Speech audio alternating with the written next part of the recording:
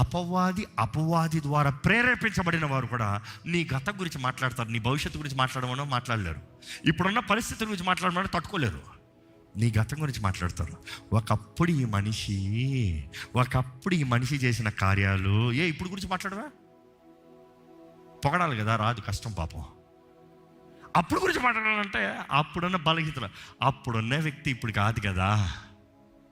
అదే అపవాది తట్టుకోలేడండి.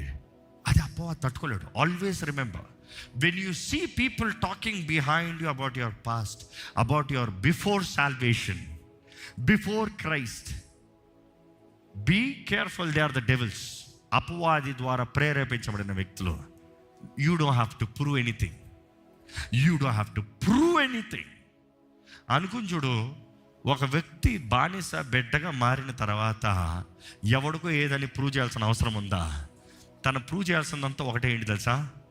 నానా ఈయన పిలవాలి, అంతే కదా. రే నేను ఎవరన్నా చూపిస్తాను, నేను అయ్యింది అక్కర్లే, డాడీ అని అంటే చాలు, ఇంక అయిపోయింది, ప్రూవింగ్ ఓవర్.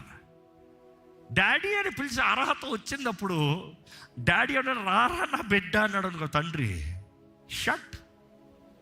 ఈరోజు నీవు కూడా నమ్మాల్సింది అదే. దేవుని కృపా సింహాసనం దగ్గరికి ధైర్యంగా రావచ్చు.